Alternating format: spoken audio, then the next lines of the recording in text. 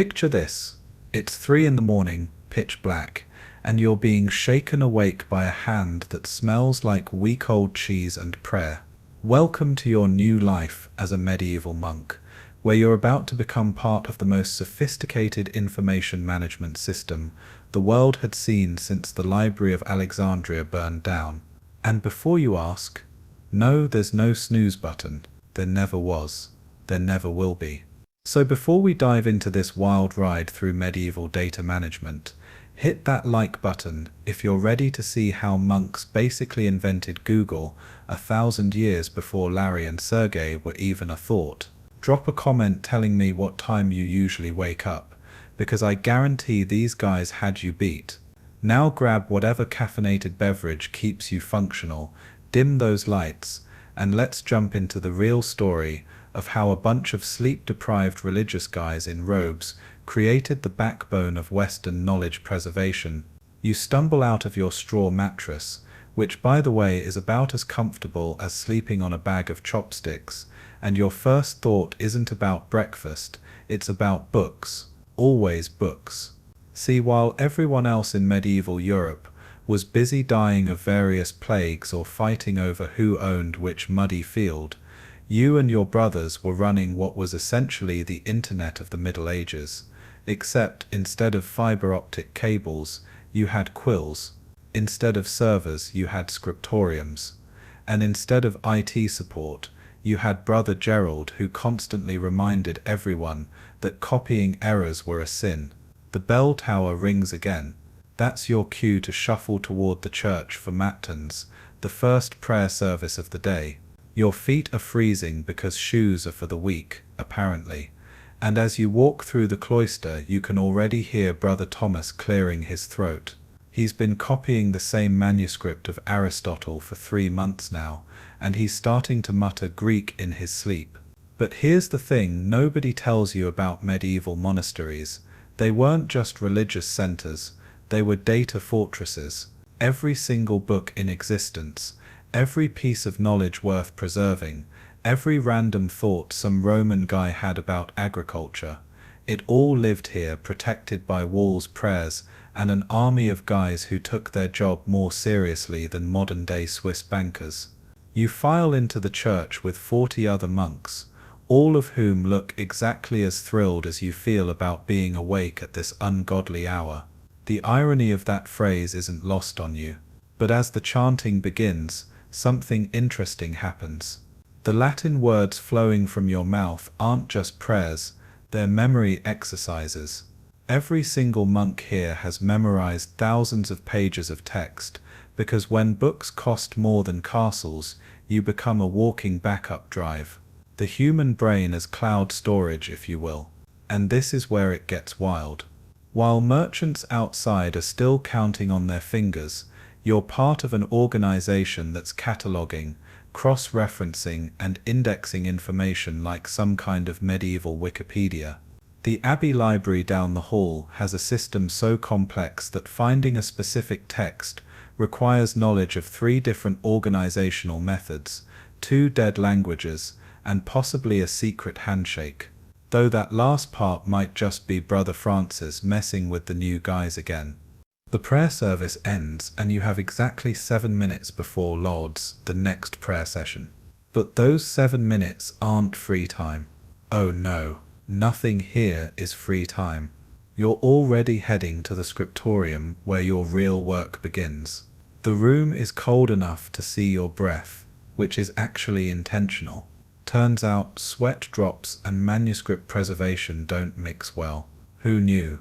Your desk, and I use that term loosely, because it's really just a slanted piece of wood that's been trying to give you back problems since day 1, already has today's project waiting.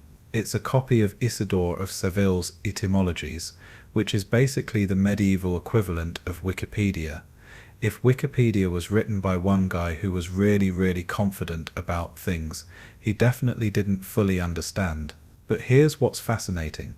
This book you're copying isn't just text, it's a database entry.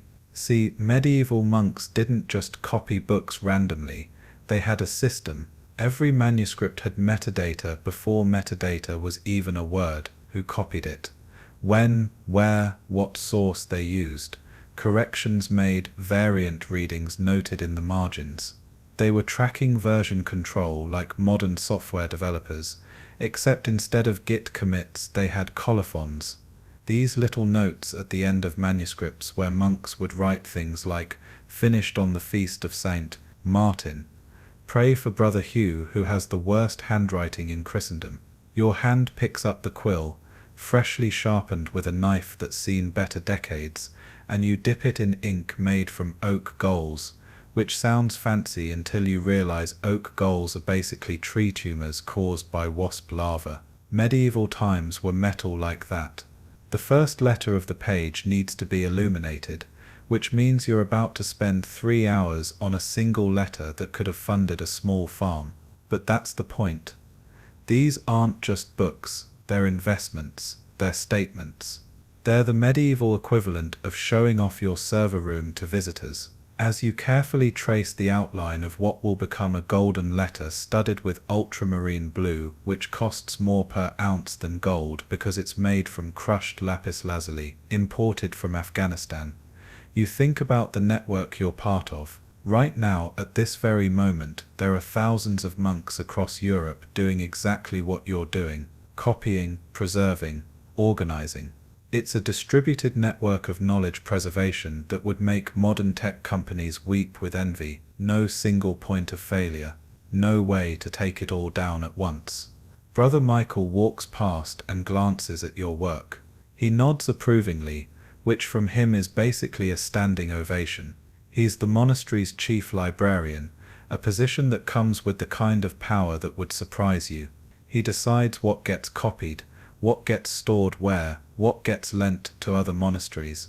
He's essentially running a medieval database administration system with the authority of a mob boss and the organizational skills of a Swiss watchmaker.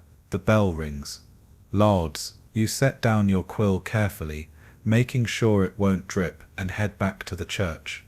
But your mind is still in the scriptorium, thinking about the web of information you're weaving. Every book connected to every other book through careful citations, marginal notes and cross-references. It's hypertext before electricity, databases before computers, information architecture before anyone even knew they needed such a thing.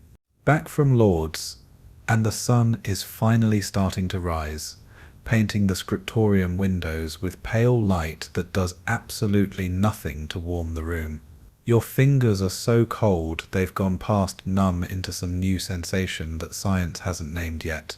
But the work continues because knowledge doesn't preserve itself, and if you don't copy this text, who will? Some Viking.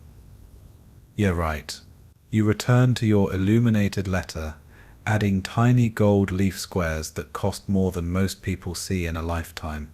Each square has to be perfectly placed, perfectly burnished, perfectly everything, because Brother Michael has the eyes of a hawk and the perfectionist tendencies of someone who organizes their organizing systems.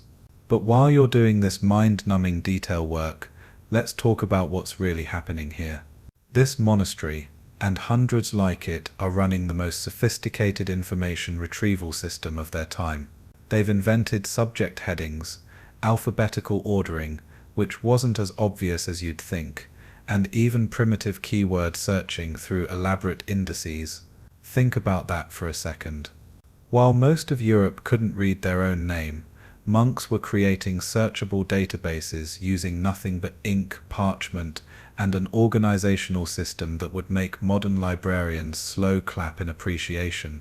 The monastery's catalogue, locked away in a special room that only 3 people have keys to, contains entries for over 2,000 manuscripts.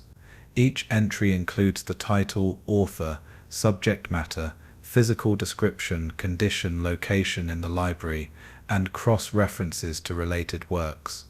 It's metadata management that wouldn't look out of place in a modern library system. Brother Adrian shuffles past with an armload of freshly scraped parchments. That's right, scraped.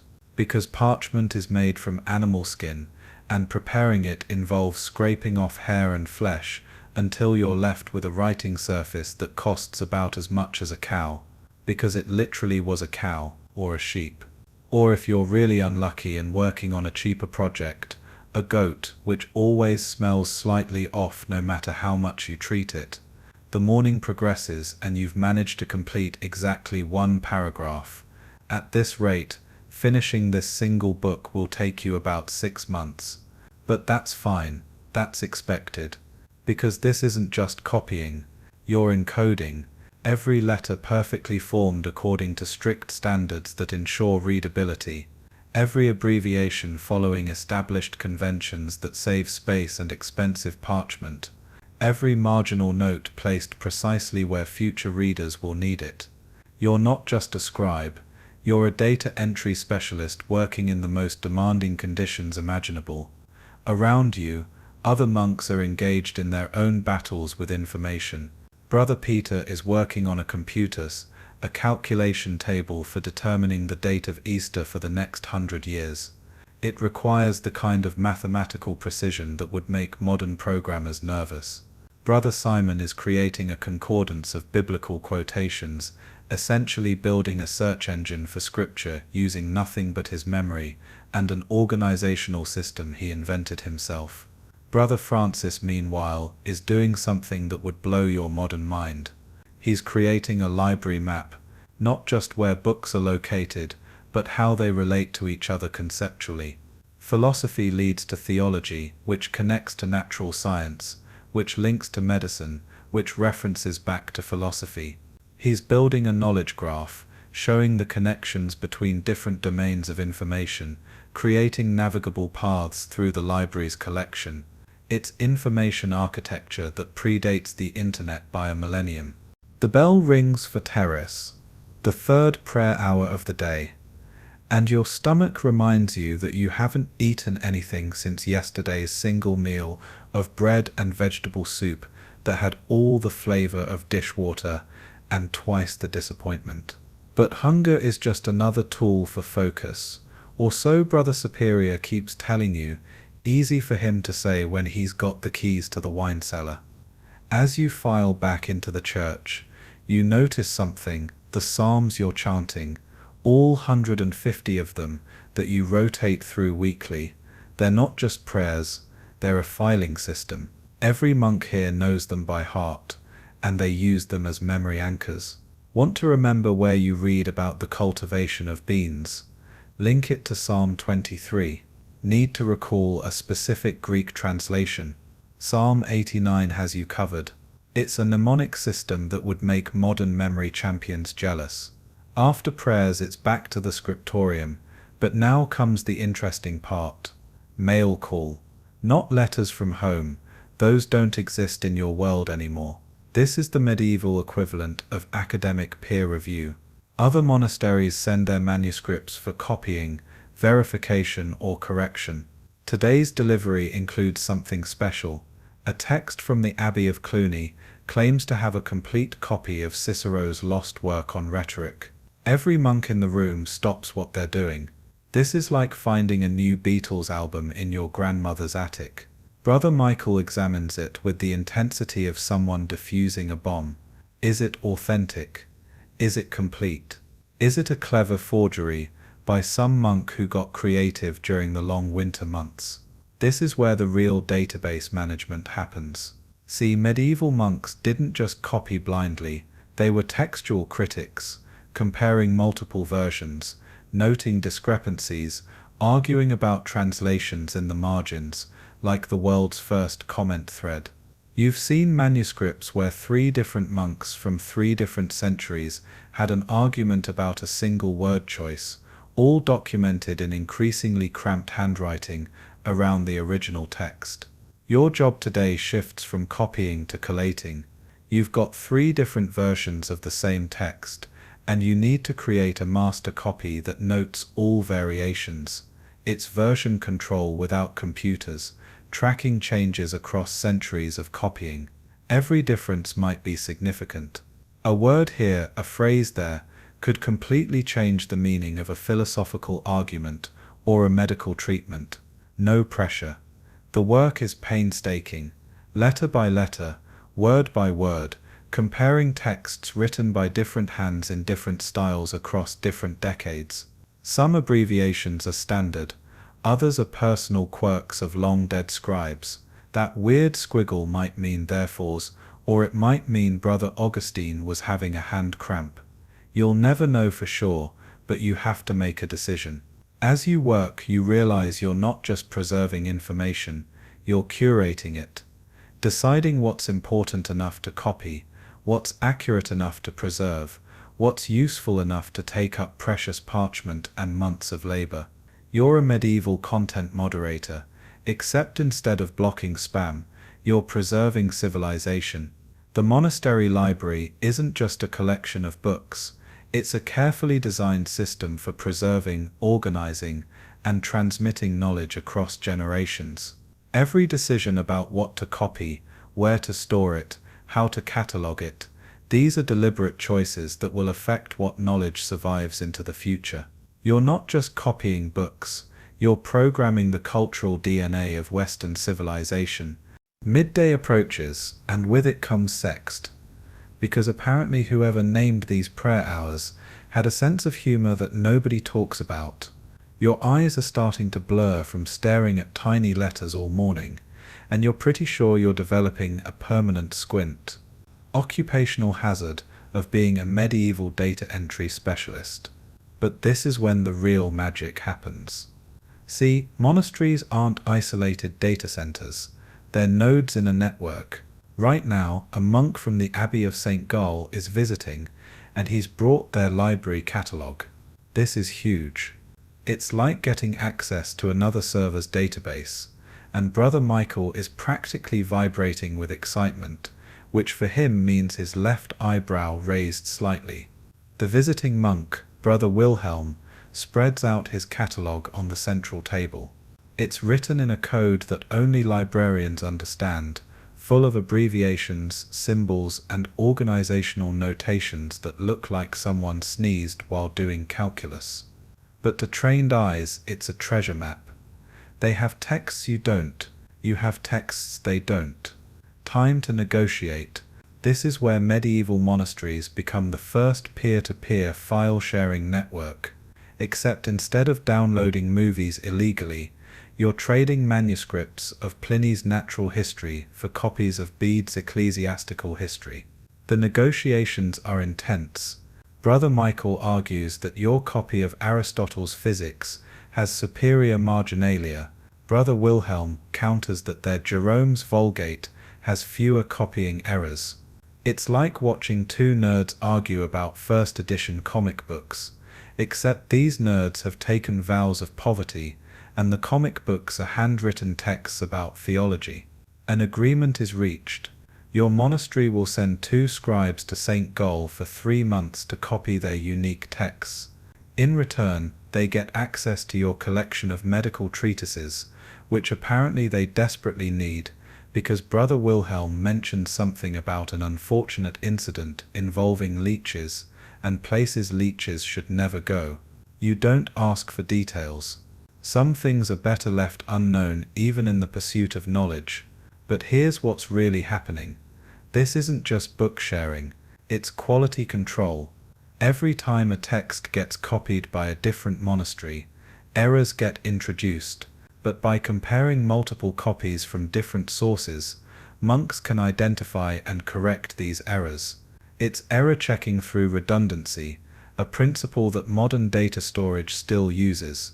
They're basically running RAID arrays with parchment instead of hard drives. The afternoon work begins, and you're assigned to something special. The monastery is creating a new finding aid, what you might call a search engine. It's a massive index that lists every significant topic, person, and concept across all manuscripts in the library, with references to where each can be found. Imagine creating Google's search index by hand, and you're getting close to the scale of this project.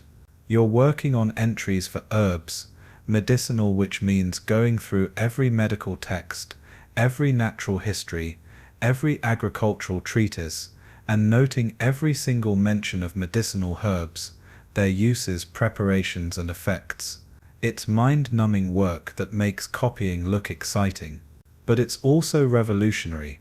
A scholar looking for information about, say, willow bark for headaches, can check this index and find every relevant passage in the library without having to read through thousands of pages. It's information retrieval that predates computers by centuries.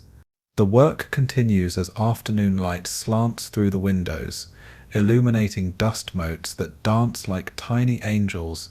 If you've been staring at manuscripts long enough to start hallucinating, which you definitely have, your current task involves something that would make modern database administrators weep with recognition.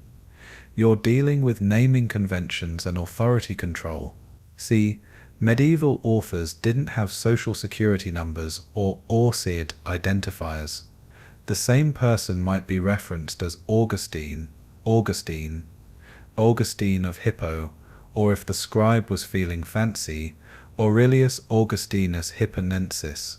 Your job is to make sure anyone looking for Augustine's work can find it regardless of which version of his name they know. It's the same problem Google deals with when you search for Cat Stevens, Yusuf Islam, or Yusuf Cat Stevens. Same person, different labels, and the system needs to know they're connected. Except you're doing this with quill and ink instead of algorithms. The monastery's solution is elegant. A massive authority file, essentially a medieval database of equivalent names and terms. Every variation points back to a standard form, with cross-references noted in the margins. It's linked data before Tim Berners-Lee was even a distant possibility. Brother Thomas approaches with a problem. He's found two texts that claim to be the same work, but they're dramatically different.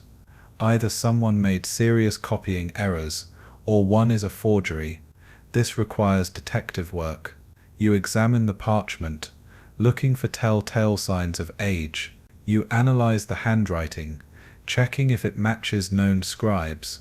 You even smell the ink, because different monasteries use different recipes, and after years of doing this, you can tell the difference between oak gall ink from northern France and iron gall ink from southern Germany. It's CSI medieval manuscripts, and you're weirdly good at it. The investigation reveals something interesting. Both texts are authentic, but they represent different editions of the same work. The author revised his text, and both versions entered circulation.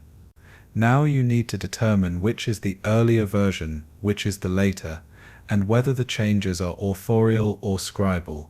You're doing textual criticism that wouldn't be out of place in a modern university, except your office is freezing, and your chair is actively trying to destroy your spine. As you work, you think about the network effects of what you're doing. Every decision you make about cataloging, every cross-reference you add, every error you correct, it all compounds over time. A scholar 300 years from now will build on your work, adding their own layer of organization and connection. You're not just preserving the past, you're creating infrastructure for future knowledge. The bell rings for none, and you realize you've been so absorbed in your work that you forgot about the hunger gnawing at your stomach. Good thing too, because dinner isn't for another 3 hours, and it's going to be the same bread and soup combination that makes you question whether taste buds are really necessary for salvation. But as you head to prayers, you feel something like satisfaction. You're part of something bigger than yourself. This network of monasteries, this system of knowledge preservation and organization, it's keeping civilization alive through what will later be called the Dark Ages, though honestly from where you're sitting, they seem pretty well illuminated. The real darkness is outside these walls, where information dies with the people who hold it, where books are luxury items, where knowledge is power, and most people have neither. Back in the scriptorium after none, and the afternoon is wearing on your concentration like water on stone. Slow but inevitable. Your eyes feel like someone's been rubbing them with the coarse sand used to dry ink. And that's when Brother Jerome announces something that makes everyone look up. The abbot has approved a new project. They're going to create a computus perpetuus, a perpetual calendar that can calculate the date of Easter for the next 1,000 years. If you think that sounds excessive, you've never met medieval monks. These are people who think ahead in centuries the way you think ahead to next weekend. The thing about Easter is that it's not just picking a random Sunday and calling it good. It's based on a complex calculation involving lunar cycles, solar years, and enough mathematical rules to make your head spin faster than a Benedictine prayer wheel. And getting it wrong isn't just embarrassing, it's heretical. Imagine showing up to Easter Mass a week early. The shame would follow you into the afterlife. Brother Jerome starts explaining the system, and it's like watching someone explain blockchain to your grandmother. There are golden numbers, epochs, dominical letters, and concurrent cycles. It's astronomy, mathematics, and theology having a three-way collision that somehow produces a date for Easter. You're going to need to create tables, lots of tables, hundreds of pages of calculations, all done by hand, all checked multiple times, because one error could throw off centuries of Easter dates. As you start working on your assigned section, years 1400 to 1450, you realize this is more than just calendar making. This is data modeling at its finest. You're creating a system that can generate accurate information far into the future, a predictive model using nothing but arithmetic and carefully organized tables. It's machine learning without the machine. The work requires a level of precision that borders on obsessive. Every number must be perfect. Every calculation triple-checked. The margins of your parchment start filling with scratch work, mathematical proofs that would make a modern spreadsheet jealous. You're essentially programming in Latin, using Roman numerals, which is exactly as fun as it sounds. Around you, other monks are working on different pieces of this massive project. Brother Paul is creating the lunar tables, tracking the phases of the moon for the next millennium. Brother Marcus is working on the solar corrections, accounting for the fact that a year isn't exactly 365 days. It's distributed computing, medieval style. Each monk is a processor working on their piece of the calculation. But here's where it gets interesting. This computus isn't just for your monastery. Once complete, it will be copied and distributed across the entire network. Every monastery in Christendom will have access to these calculations. It's open source software, medieval edition. The code is visible to everyone. Errors can be spotted and corrected by any user, and improvements can be shared across the network. The collaborative nature of the work is remarkable when you think about it. Monks who will never meet, separated by hundreds of miles and speaking different vernacular languages, are all contributing to a single unified system. They're debugging each other's work through manuscript marginalia, the medieval equivalent of code reviews on GitHub. The computational work continues, and your brain feels like it's been put through a wine press. Except instead of producing something people want to drink, you're producing tables of numbers that determine when people fast. Brother Jerome walks by, checks your work, and points out an error in year 1423. One number off, and every calculation after it is wrong. You want to scream, but that would violate the rules of silence, so you internally scream instead, which is somehow worse. Starting over, you reflect on the irony that you're creating a tool for predicting the future while living in what feels like the past. But that's not really accurate, is it? These computational methods you're using, they're cutting edge for their time. The algorithms you're implementing won't be formally mathematized for centuries. You're doing advanced mathematics disguised as religious observation. The thing about the computus is that it's not just about Easter, it's a complete calendrical system. It tracks feast days, fast days, saints' days, and agricultural cycles. It's the medieval equivalent of Google Calendar. If Google Calendar also told you when to plant your turnips and which saint to pray to for good weather. Every entry needs to be cross-referenced with multiple sources to ensure accuracy. As you work, a messenger arrives with news that makes everyone pause. The Cathedral of Rins has suffered a fire. Their library is gone. Decades of unique manuscripts, destroyed in hours. The room goes silent, not the enforced silence of the rule, but the genuine silence of shared grief. Those weren't just books.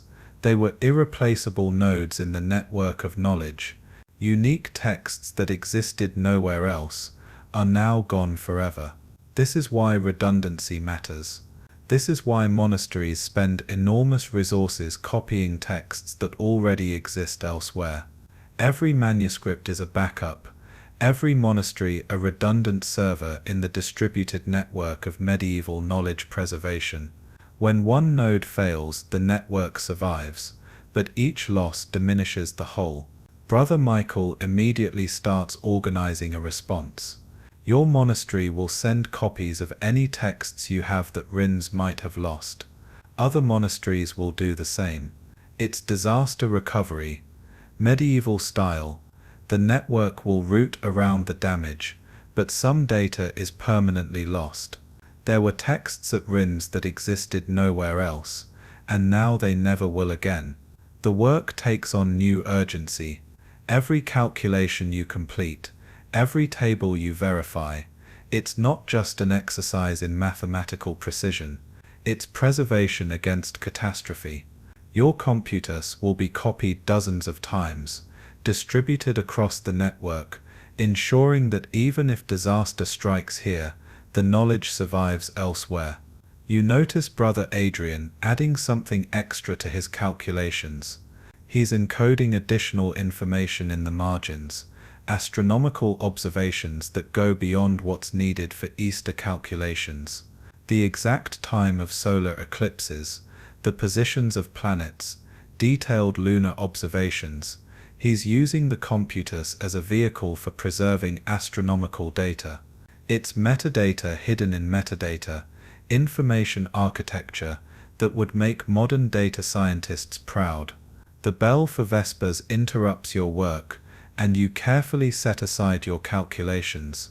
As you walk to the church, you pass the library, where Brother Francis is still working on his knowledge map. He's added colored threads connecting related texts, creating a physical visualization of information relationships. It looks like a conspiracy theorist's bulletin board, if conspiracy theorists were interested in the connection between Aristotelian logic and agricultural practices. Evening prayers finish, and you're back for the final work session before Compline and blessed sleep. The scriptorium is lit by candles now, which sounds romantic until you realize that one wrong move could destroy months of work and possibly burn down the entire monastery. No pressure. The candlelight also makes copying even harder, casting shadows that turn simple letters into interpretive art. But this is when some of the most important work happens. The senior monks are creating something revolutionary, a union catalogue. It's a master list of every manuscript held by every monastery in the region, with standardized descriptions and location information. It's WorldCat, but powered by monks instead of computers. The logistics of creating this catalogue are staggering. Messengers traveling between monasteries, carrying catalogues and updates.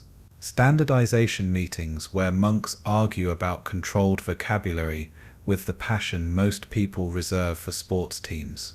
Brother Michael once spent 3 days in heated correspondence about whether medical texts should be classified under natural philosophy or practical arts. The debate nearly caused a schism between two abbeys.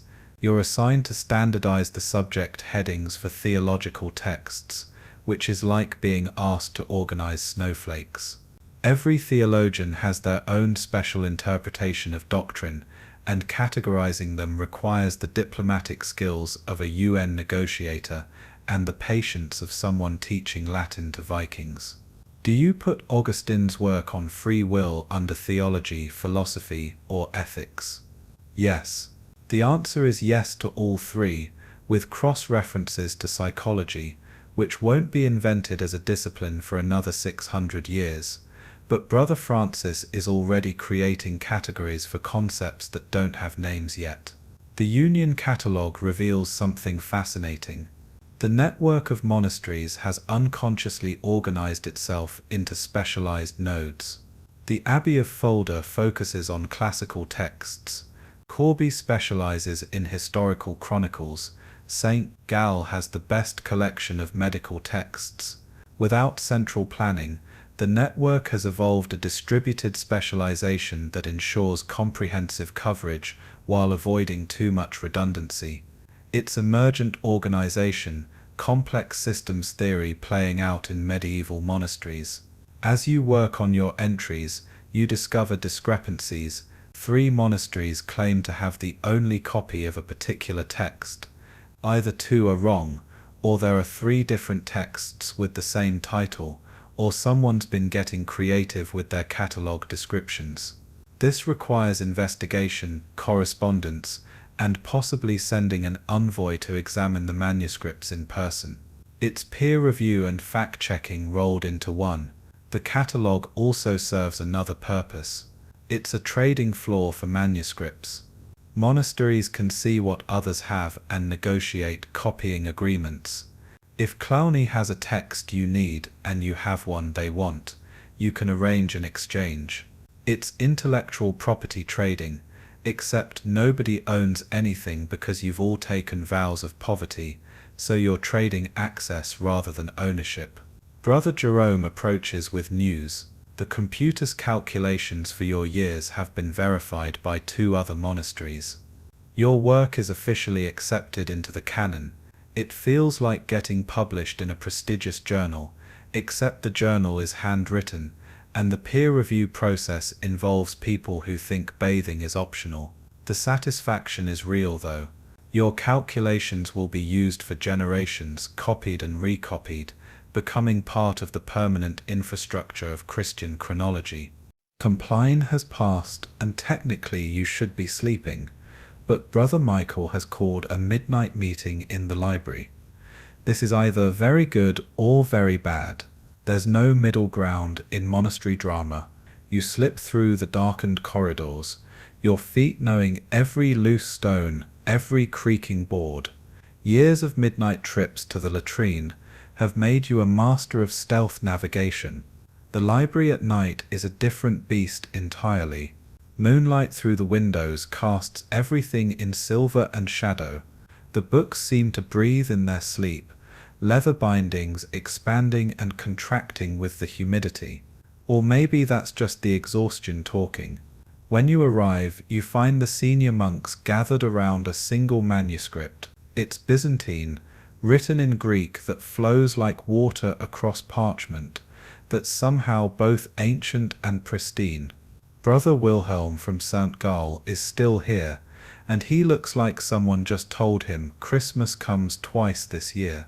This, Brother Michael announces with the reverence usually reserved for relics, is a complete copy of Ptolemy's geography, with maps, original maps, not the crude copies of copies you usually see, but detailed cartographic data that hasn't been seen in the West for centuries. It's like finding the source code for reality, at least the reality of how the ancient world understood geography. The implications are staggering. This isn't just a book, it's a database of coordinate systems, place names, and geographical relationships.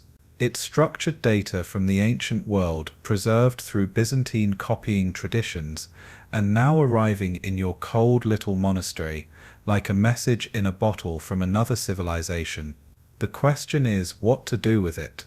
Copying it will take months, maybe years. The maps alone require skills your monastery doesn't really have. You'll need to bring in specialists, maybe from the Italian monasteries where they still remember more of the old Roman techniques. It's going to be expensive, time-consuming, and risky. Byzantine manuscripts have a habit of disappearing when too many people know about them. Brother Michael makes the decision.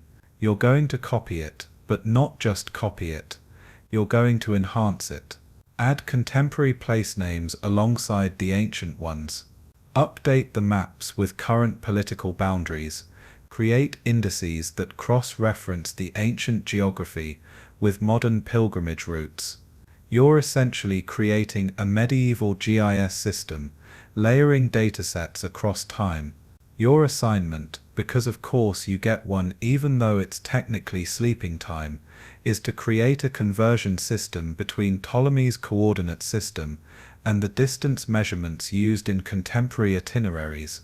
It's the kind of mathematical puzzle that would be annoying even with a calculator. You have an abacus that's missing 2 beads and determination fueled by sleep deprivation. As you work through the initial calculations, you realize this manuscript is more than just geography. It's a glimpse into how another civilization organized information. The Byzantine scribes who preserved it added their own layers of commentary, creating a palimpsest of knowledge. Greek text with Latin notes with Arabic numerals with Syriac corrections.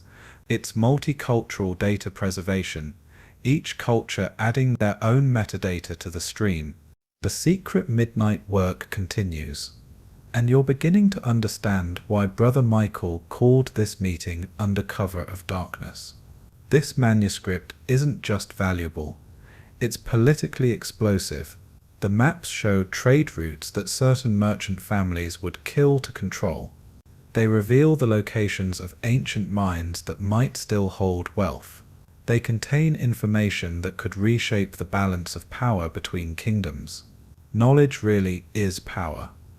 And you're holding a nuclear reactor of medieval information. The decision is made to create multiple copies, but each slightly different. One will have complete maps but edited text. Another will have full text but simplified maps. A third will have everything but with deliberately introduced errors that only your monastery will know how to correct. It's encryption through obscurity, security through deliberate complexity. You're assigned to work on the error patterns, creating a system of intentional mistakes that can serve as authentication. Only someone with the key, a separate document that will never leave the monastery, will know which variations are intentional and which are true copying errors. It's blockchain verification without the blockchain, proof of authenticity through controlled corruption. The work requires a level of strategic thinking that your training never prepared you for. You're not just preserving knowledge, you're weaponizing it. Every decision about what to include, what to omit, what to alter, could have consequences that ripple through centuries. A misplaced city could redirect a trade route. An omitted island could hide a strategic port. You're playing 4-dimensional chess with information.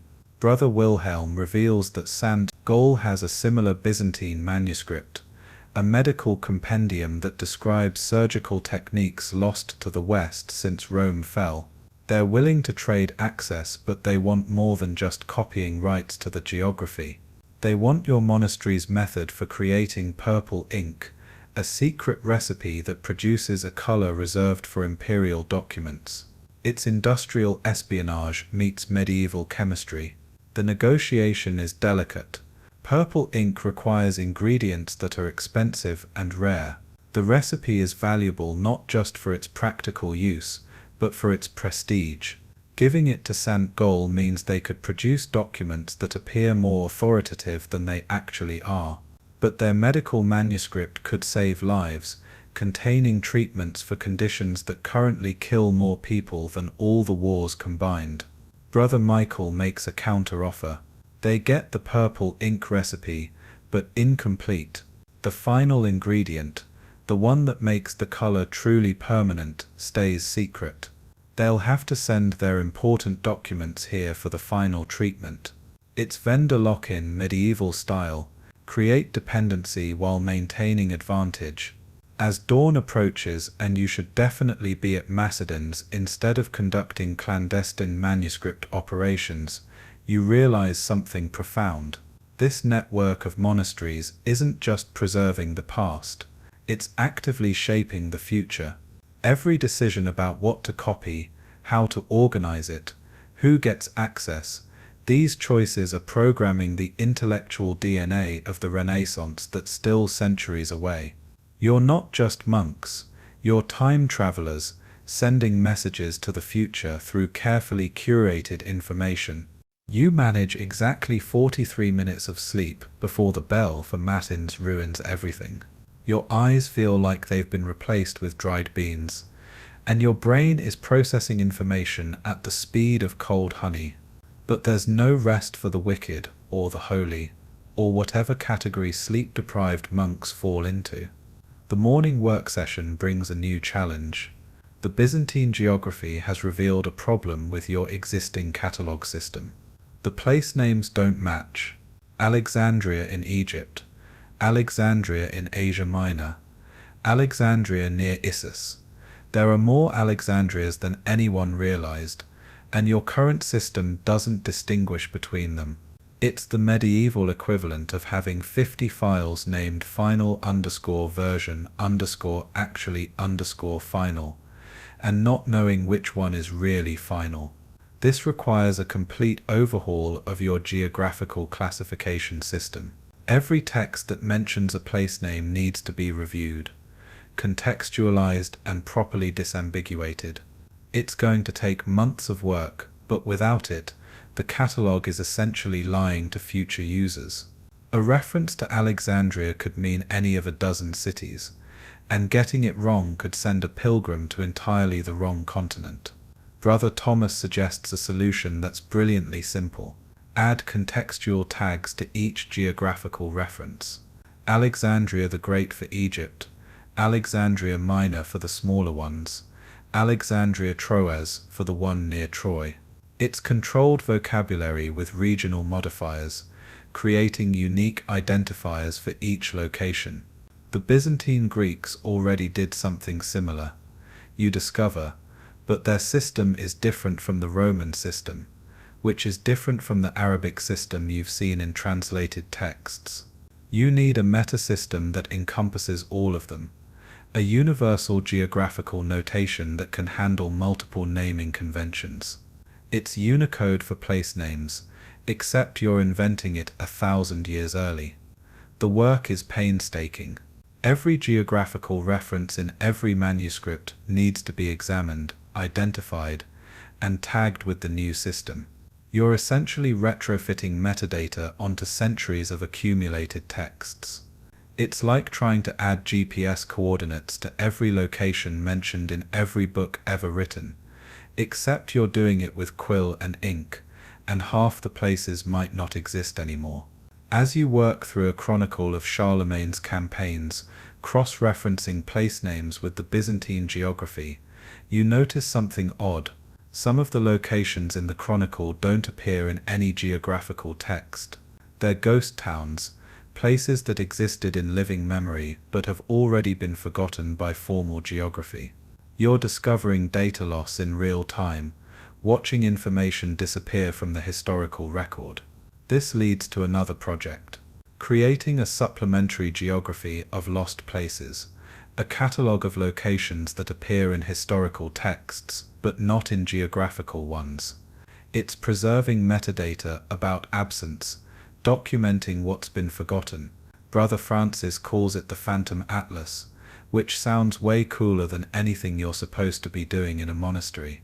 The afternoon brings a visitor, a Jewish scholar from Cordoba who's traveling north with Arabic translations of Greek texts that the Byzantines lost but the Arabs preserved. It's like finding a backup of a backup of a backup, information that's traveled from Greece to Alexandria to Baghdad to Cordoba, and now to your freezing monastery in the middle of nowhere. The Jewish scholar, who introduces himself as Abraham ben David, brings more than just manuscripts. He brings a completely different way of organizing information. The Arabic texts use marginal glosses in a way you've never seen before, with nested commentaries that create layers of interpretation around the core text. It's hypertext before hypertext, each comment linking to others in an intricate web of cross-references. Brother Michael, who normally treats visitors with the warmth of a particularly suspicious glacier, is actually showing what might generously be called enthusiasm.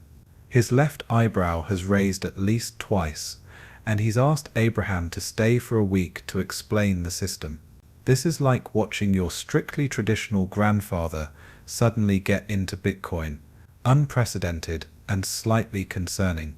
Abraham spreads out a mathematical text on the large table in the scriptorium. The original Greek is in the center, surrounded by Arabic translation, which is surrounded by commentary, which is surrounded by commentary on the commentary. It's recursive annotation, each layer adding context and interpretation to the ones before. The margins contain what Abraham calls chains of transmission, showing who taught whom, creating an intellectual genealogy for each idea. You're looking at version control and attribution rolled into one. Each scholar who adds to the text identifies themselves and their sources, creating an audit trail of intellectual development. It's git blame for medieval manuscripts, tracking who contributed what to the accumulated knowledge. The mathematical content itself is mind-blowing. Algebra, which you've only heard rumors about, laid out in systematic detail. Geometric proofs that go beyond anything Euclid wrote. Trigonometric tables that make your computational work look like child's play. But it's not just the content, it's the organization. Everything is indexed, cross-referenced, and categorized using a decimal system that won't be invented in Europe for another 4 centuries. Abraham explains that the House of Wisdom in Baghdad developed this system to handle the massive influx of translated texts from Greek, Persian, Sanskrit, and Syriac sources. They needed a way to organize information from multiple cultures with different organizational traditions. Their solution was to create a meta-organizational system that could accommodate any type of knowledge.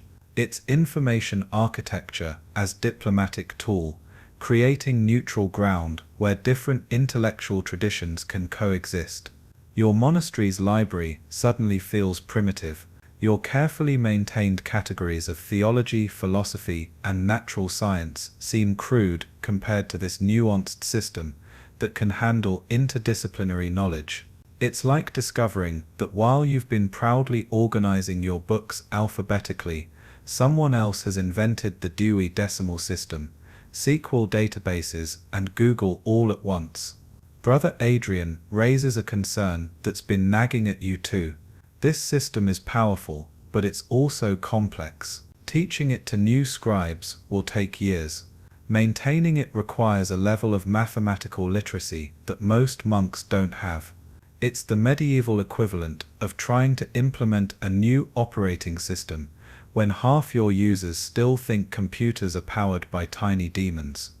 The debate about whether to adopt Abraham's organizational system has split the monastery more dramatically than that time Brother Francis suggested maybe they could eat fish on Fridays. The older monks see it as dangerous foreign innovation. The younger ones see it as the future. Brother Michael, ever the pragmatist, suggests a trial. One section of the library, just the medical texts, will be reorganized using the new system. If it proves useful, they'll consider expanding it. It's pilot testing, medieval edition.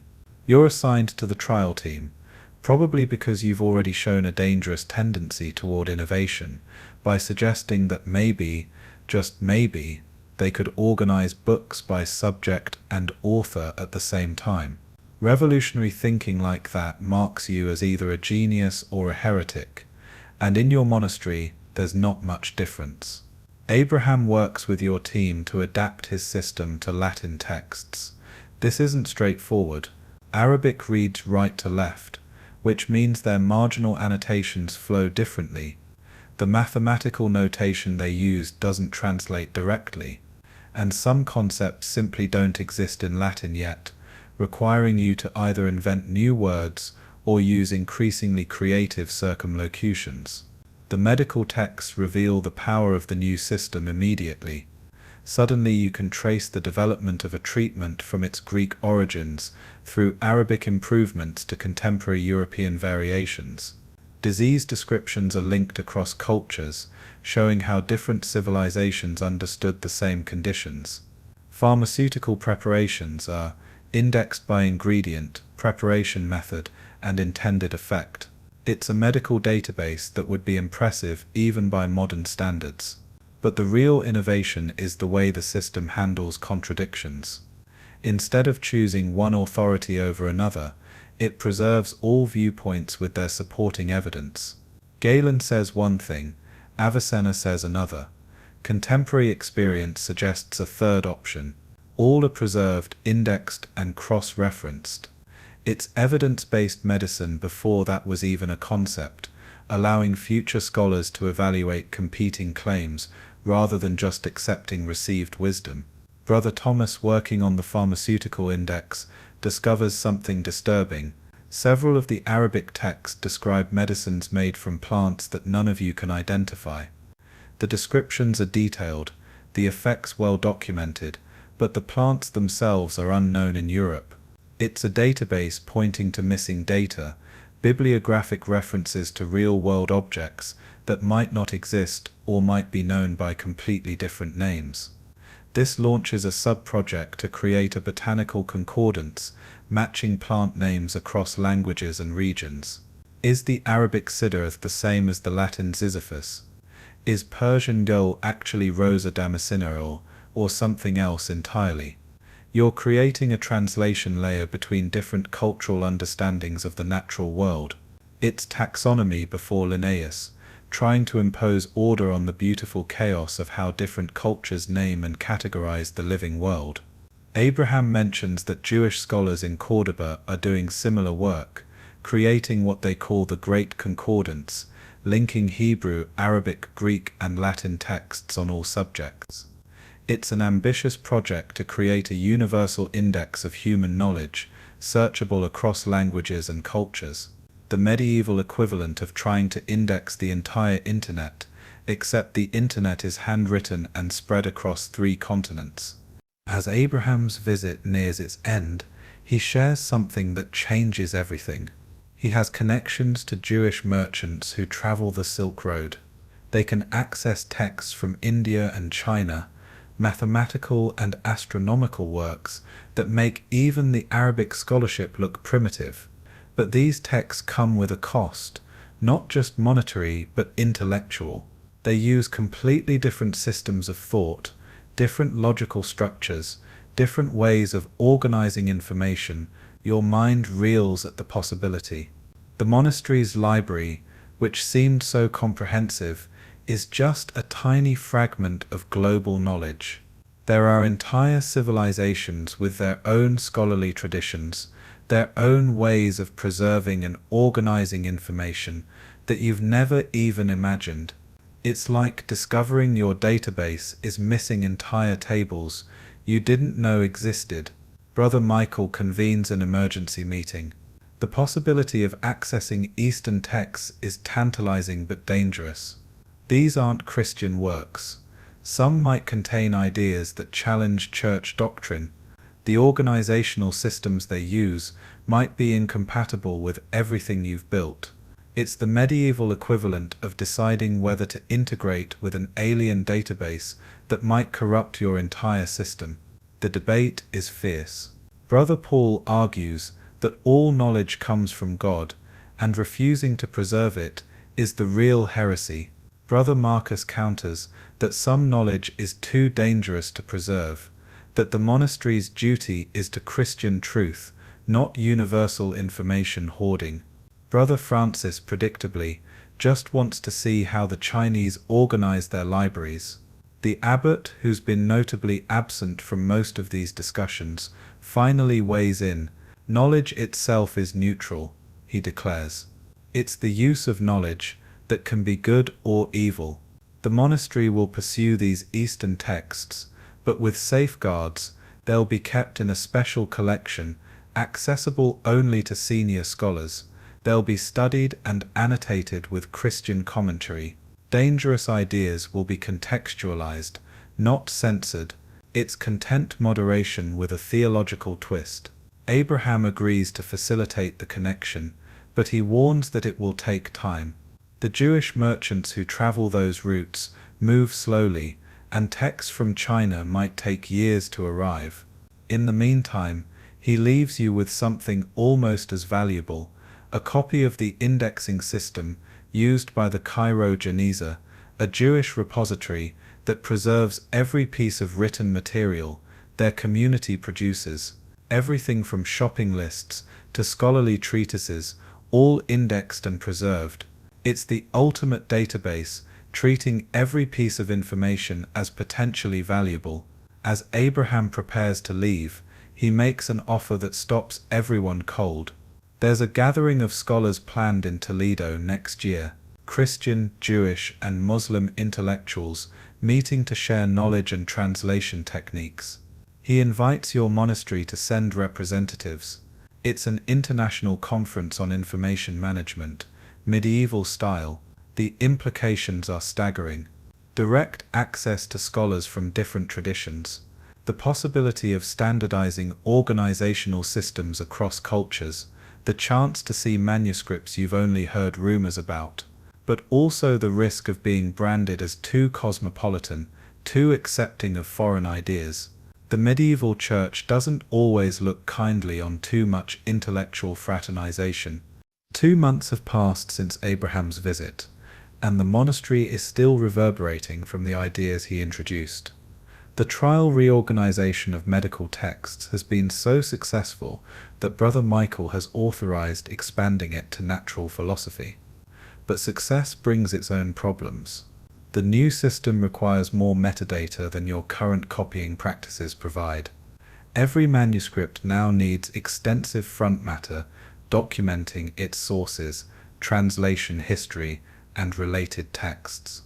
You're basically creating academic citations before academia exists. The Toledo conference is approved, and preparations begin. Brother Michael will lead the delegation, taking you and Brother Thomas along as scribes and technical support. It's like being selected for an away team if the Enterprise was a monastery and space was the Iberian Peninsula. But first you need to prepare. That means creating a portable catalogue of your monastery's holdings, something delegates from other institutions can review. It needs to be comprehensive but compact, detailed but transportable. You're essentially creating a trade show booth for a medieval information exchange, and parchment doesn't compress well. The solution comes from Brother Francis, who suggests using a symbolic notation system. Instead of writing out full descriptions, you'll use codes. Te for theology, P for philosophy, Men for medicine, numbers for century of origin, letters for language, symbols for completeness and quality. It's data compression through abbreviation, turning pages of description into lines of code. But this creates a new problem. The codes need to be standardized so other libraries can understand them. This launches a correspondence campaign with other monasteries trying to agree on universal symbols. It's like trying to get everyone to agree on emoji meanings, except the stakes are higher and nobody can agree whether a circle means complete or orthodox. The debates are surprisingly heated. The Germans want a logical hierarchical system. The French want something more elegant and flexible. The Italians just want everyone to know they have the best manuscripts. The English monasteries haven't responded yet, possibly because they're still deciding whether responding would violate their vow of silence. Meanwhile, you're working on another project, creating a wish list of texts your monastery wants to acquire copies of. This requires knowing what you don't have, which is harder than it sounds. You know about texts that are referenced in other works, but how many unknown ones are out there? How many texts exist that you've never even heard referenced? It's trying to map the boundaries of ignorance itself. The list grows daily as monks remember mentions of lost works. Aristotle's second book of Poetics on comedy, Cicero's Consolation, the complete works of Sappho. It's a catalogue of absences, a database of holes in the collection. Some of these works might exist somewhere, in some distant library or private collection. Others are truly lost, existing only as ghosts in the citations of other texts. The preparations for Toledo intensify. You're creating something unprecedented, a demonstration system showing your monastery's organizational methods. It's like preparing a tech demo, except your technology is parchment and your user interface is handwritten indices. The pressure to impress is enormous. This conference could establish your monastery's reputation as a center of learning for generations. Brother Thomas has been working on something he calls a knowledge wheel, a circular diagram that shows relationships between different fields of study. Philosophy connects to theology, which connects to ethics, which connects to law, which connects back to philosophy. It's a primitive knowledge graph, visualizing the interconnections between disciplines. But when he shows it to Brother Michael, the response is lukewarm, too simple, says the chief librarian. Everyone knows these connections. We need to show something that demonstrates our unique contributions to information organization. This sends you back to the drawing board, literally, since you're actually drawing on boards covered with wax. The breakthrough comes from an unexpected source. Brother Adrian, who's been quietly working on astronomical calculations, has created a system for predicting celestial events using overlapping circular calculations. What if, he suggests, you could use a similar system for organizing texts? Overlapping circles of subject matter, with texts positioned based on their relationship to multiple topics. It's Venn diagrams before John Venn, a visual system for showing how texts relate to multiple categories simultaneously. A medical text about herbs could sit at the intersection of medicine, botany, and practical arts. A theological treatise on natural law could overlap theology, philosophy, and jurisprudence. It's multi-dimensional categorization, rendered in 2 dimensions. The system is elegant but complex. Creating it for your entire collection would take years, but for a demonstration, showing how it works with a subset of important texts, it could be revolutionary. You're assigned to create the visual representation, while Brother Thomas works on the explanatory text that will accompany it. As you work, news arrives that changes everything. The Baghdad House of Wisdom has been destroyed by Mongol invaders. Centuries of accumulated knowledge, the most sophisticated library in the Islamic world, reduced to ashes. The texts Abraham described, the organizational systems he demonstrated, might now exist only in the copies that made it to Spain. The loss is incomprehensible, like hearing that the internet has been deleted. The monastery holds special prayers for the lost knowledge, which feels both appropriate and utterly inadequate. How do you mourn the death of information? How do you grieve for ideas that no longer exist anywhere? The tragedy adds urgency to your mission. The conference in Toledo isn't just about sharing organizational methods anymore. It's about preservation against catastrophe, creating redundancy in the face of destruction. Every monastery, every library, every collection is now a crucial backup for human knowledge. The work takes on an almost sacred quality. You're not just organizing information, you're building arks for the flood of ignorance that threatens to drown civilization. Every text copied, every system documented, every connection mapped is a bulwark against the darkness. The final preparations for Toledo reveal a problem nobody anticipated. The demonstration materials are too heavy. Between the sample manuscripts, the organizational diagrams, and the catalogues, you're looking at nearly 100 pounds of parchment. That's fine if you're traveling by cart, but the route to Toledo includes mountain passes where you'll need to use mules. Every pound matters when you're trying to keep a mule from deciding the valley below looks more appealing than the path ahead. Brother Francis suggests a radical solution. Leave the actual manuscripts behind and create detailed descriptions instead. It's metadata without data, the catalogue without the collection. But Brother Michael worries this will make your monastery look poor or poorly supplied. It's the medieval equivalent of showing up to a tech conference with slideware instead of working code. The compromise is ingenious. You'll create sample bifolia, single-folded sheets, showing the first and last pages of important manuscripts. It gives the impression of the whole, while weighing a fraction of the complete work.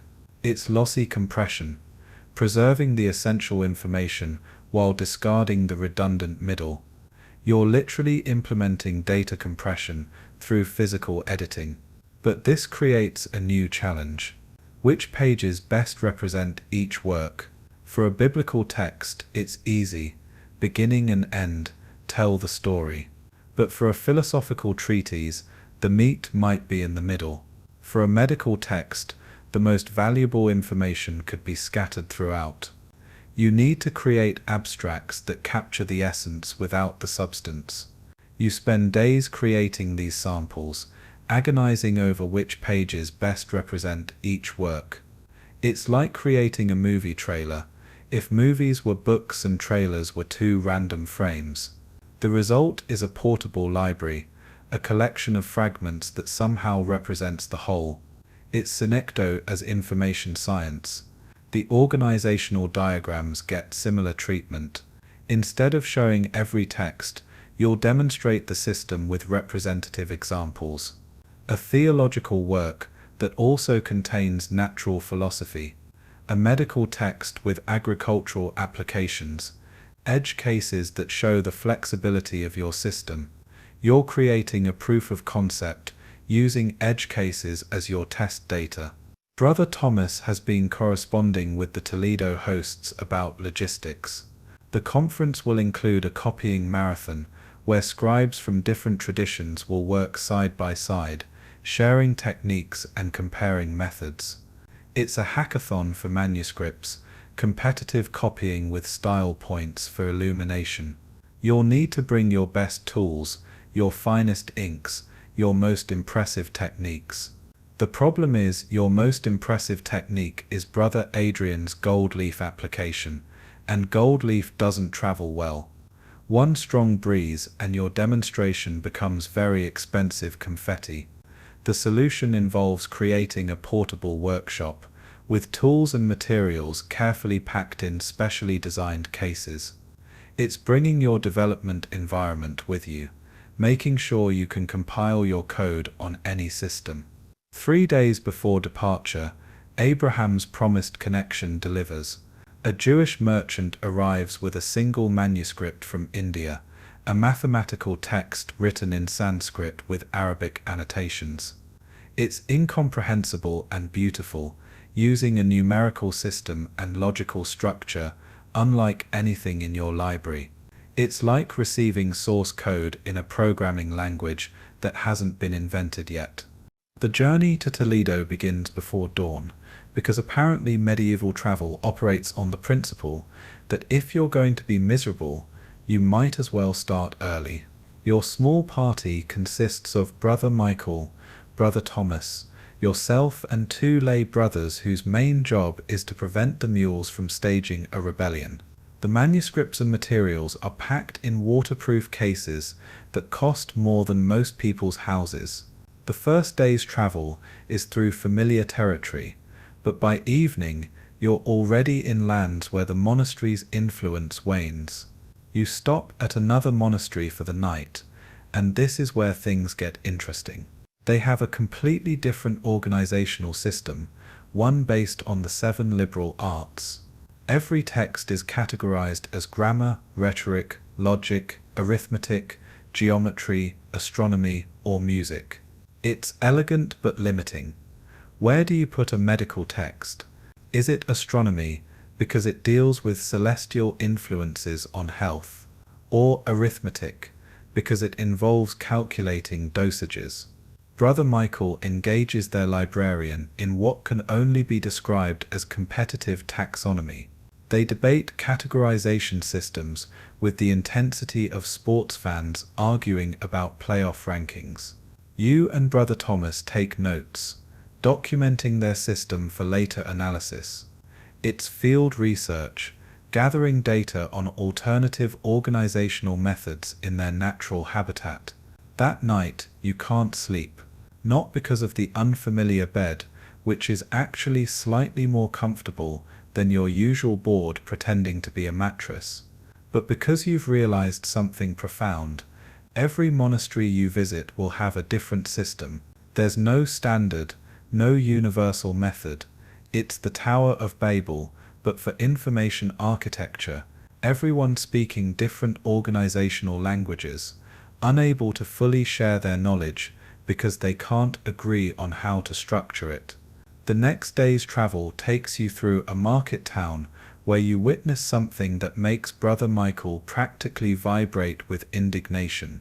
A merchant is selling individual pages torn from manuscripts, beautiful illuminated letters, divorced from their context, being sold as art. It's information vandalism, destroying the integrity of texts for commercial gain. Brother Thomas quietly purchases a few pages, not for their beauty, but for their content. They're from a text your monastery doesn't have, and even fragments are valuable. It's data recovery from a corrupted source, salvaging what information you can from a damaged database. The third day brings you into territories where Christian and Muslim populations mix. The architecture changes, the language shifts, and suddenly your Latin feels like a foreign tongue. You stop at a caravanserai, a traveler's rest that serves all faiths. Here you meet something unexpected, a Turkish scholar carrying Chinese texts westward. Through a combination of bad Arabic, worse Latin, and enthusiastic hand gestures, you learn he's heading to Toledo too. The Chinese texts he carries are printed, not handwritten, printed, using wooden blocks carved with entire pages of text, pressed onto paper. It's mass production of information, a technology that makes your painstaking hand copying look prehistoric. One block can produce hundreds of identical copies, no copying errors, no variations, perfect reproduction every time. The revelation of printing technology hits your group like a theological crisis. If texts can be mass-produced, what happens to the monastic tradition of copying? What happens to the careful curation, the marginal commentaries, the personalized touch of each scribe? Brother Michael sees it as a threat. Brother Thomas sees it as an opportunity. You see it as inevitable. The Turkish scholar, whose name sounds like Mehmet but could be Muhammad or possibly something else entirely given the language barrier, shows you a printed text. The characters are Chinese, incomprehensible but beautiful in their complexity. Each page is identical to the others, mechanically perfect. It's unsettling, like seeing a human face that's too symmetrical. There's something lost in the perfection, the humanity of hand copying, replaced by mechanical precision. But the implications are staggering. A single printing block could produce more copies in a day than a scribe produces in a year. Knowledge could spread at unprecedented speed. Rare texts could become common. The monopoly of monasteries on information preservation could end. It's democratization of data, but also a threat to everything you've built your life around. The conversation conducted in a pidgin mixture of languages that would make linguists weep reveals more surprises. The Chinese have been printing for centuries. They have printed encyclopedias, printed calendars, even printed money. They've solved problems you didn't know existed, like how to index texts when your writing system has thousands of characters instead of 26 letters.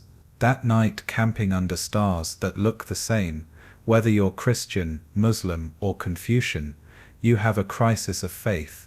Not religious faith, but faith in your mission. If printing is coming, and it clearly is, what's the point of training scribes? What's the value of your carefully developed organizational systems when texts can be mass-produced faster than they can be catalogued? Brother Thomas provides unexpected comfort. Printing can reproduce text, he points out, but it can't evaluate it. It can't correct errors, add commentary, create connections between ideas. The scholar's role will change, but not disappear. You'll become editors and curators rather than copyists. Information architects rather than data entry specialists. The journey continues, and the landscape changes dramatically. You're entering Al-Andalus proper now, where Islamic civilization has been established for centuries. The roads are better maintained, the cities larger and more organized. It's like traveling from the Dark Ages into a functioning civilization, which is essentially what's happening. You pass libraries that dwarf your monastery's collection, public libraries, accessible to anyone who can read. The idea is both thrilling and terrifying. Knowledge without gatekeepers, information without controlled access. It's the ultimate open source model, but it challenges everything about how monasteries manage information. Brother Michael is taking furious notes, documenting every library you pass, their organizational methods, visible even from outside through their architectural choices, buildings designed for browsing, with wide windows for natural light and multiple entrances for easy access. It's user experience design applied to physical spaces, centuries before anyone coined the term. Toledo finally appears on the horizon, and it's nothing like what you expected. The city is a living contradiction. Church bells and calls to prayer creating a cacophony of faith. The streets are narrow and winding, designed for defense rather than navigation. Getting to your lodgings requires following a guide who seems to be navigating by smell rather than sight. The monastery where you're staying is attached to the cathedral, but it feels like a different world from your northern home. The scriptorium has actual windows that open, letting in warm air and the sounds of the city. The library uses a different organizational system again, this one based on the original owner of each manuscript collection. It's organization by provenance rather than content, tracking the history of information rather than its subject. The conference venue is the Archbishop's Palace, repurposed as a neutral ground for scholarly exchange. As you enter, carrying your carefully packed demonstrations, you realize the scale of what's happening. There are representatives from monasteries across Europe, Jewish scholars from as far as Cairo, Muslim intellectuals from Cordoba and Seville. It's the medieval equivalent of an international tech conference, complete with the awkwardness of people who spend most of their time with books trying to network with strangers. The opening ceremony is conducted in Latin, Arabic, and Hebrew, with translators providing real-time interpretation. It's bandwidth-limited communication, every idea filtered through multiple languages, meaning shifting slightly with each translation. But somehow it works. The shared passion for knowledge transcends linguistic barriers. Your demonstration table is between a Jewish scholar showing a Talmudic commentary system and a Muslim mathematician demonstrating algebraic notation. The diversity of approaches is overwhelming. Every tradition has developed its own methods for organizing, preserving, and accessing information. It's like seeing different operating systems for the first time when you've only known one. Brother Thomas sets up the knowledge wheel, while you arrange the sample bifolia. The visual nature of your demonstration attracts attention immediately. Other traditions have focused on textual organization, but your visual approach offers something different. It's data visualization before that was a field, making abstract relationships concrete through spatial arrangement. The first day is just demonstrations, no formal presentations yet. Scholars wander between tables, examining different systems, asking questions through interpreters, You explain your overlapping circle system dozens of times, each explanation helping you refine the concept. It's peer review in real time, your ideas tested against the immediate reactions of experts from different traditions. A Muslim scholar points out a flaw you hadn't considered. Your system assumes texts fit into discrete categories, but what about encyclopedic works that cover everything? Where does al-Biruni's Canon Masudicus go when it includes astronomy, mathematics, geography, and history? Your overlapping circles would need to overlap everything, defeating the purpose of categorization. The Jewish scholar at the next table overhears and offers a solution from their tradition. Instead of fixed categories, use dynamic tagging. Each text gets multiple descriptors that can be combined in different ways for different purposes. It's faceted classification, invented centuries before Ranganathan would formalize it. The collaboration is intoxicating. Ideas flow between traditions, each building on the other's insights. The competition you expected is there, but it's overshadowed by genuine excitement about advancing the field together. The second day of the conference begins with formal presentations. You're scheduled for the afternoon, which means spending the morning watching other systems with a mixture of awe and competitive analysis. The Jewish delegation from Cairo presents first, demonstrating their Geniza preservation system. They keep everything, every scrap of written material, because destroying anything with God's name on it is forbidden. Their challenge isn't selecting what to preserve, but organizing the massive amount of material they accumulate. Their solution is brilliant: multiple parallel organizational systems, chronological for historical research, alphabetical by author for literary studies, thematic for religious instruction. The same document can appear in multiple indices, accessible through different paths depending on the user's needs. It's multiple user interfaces for the same database, anticipating different use cases. The Muslim presentation focuses on translation methodology. They've developed a systematic approach to converting texts between languages while preserving meaning. It involves creating intermediate translations, literal word-for-word conversions that preserve structure, before creating readable final versions. It's source code and compiled code, with the intermediate version serving as documentation of the translation process. They demonstrate with a Greek mathematical text, showing how the same theorem can be expressed in Arabic, Latin, and Hebrew, with each language requiring different structural adaptations. It's localization of intellectual content, adapting ideas to different linguistic operating systems.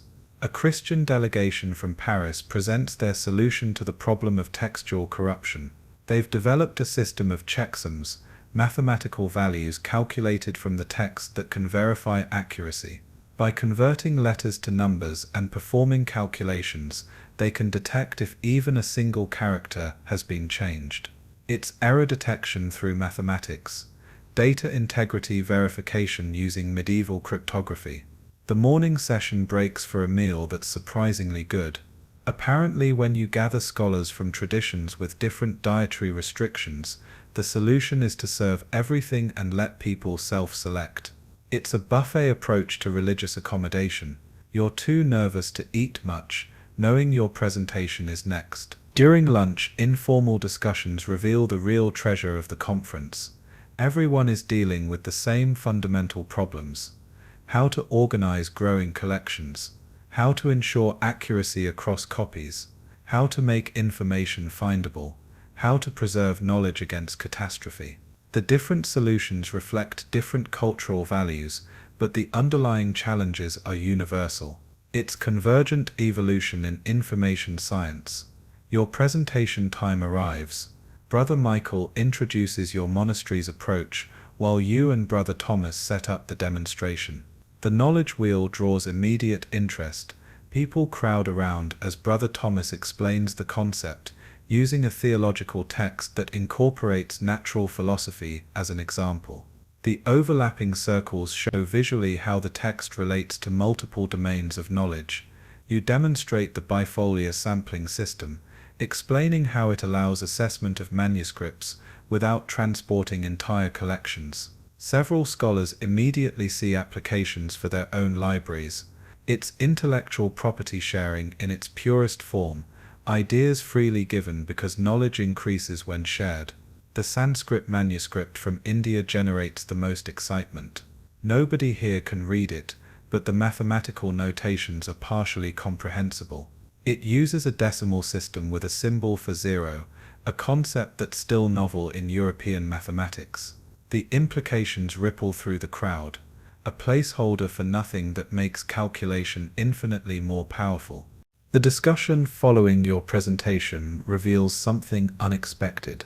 The Hindu numerical system in the Sanskrit text isn't just about mathematics. It's connected to a completely different way of organizing information. Instead of the hierarchical categories you're used to, Indian scholars use cyclical classifications that assume knowledge repeats and evolves through phases. It's version control with reincarnation, where ideas die and are reborn in improved forms. A Jewish mystic from Provence suggests this could solve the encyclopedia problem. Instead of trying to force comprehensive works into rigid categories, treat them as nodes in a cycle of knowledge, connected to everything but occupying a specific position in the progression of understanding. It's graph theory applied to epistemology, and your head hurts trying to follow the implications. The afternoon continues with workshops where scholars share specific techniques. You attend one on ink making, where an Egyptian Christian demonstrates how to create ink that changes color when exposed to water, a primitive form of document authentication. If someone tries to alter the text, the forgery becomes immediately visible.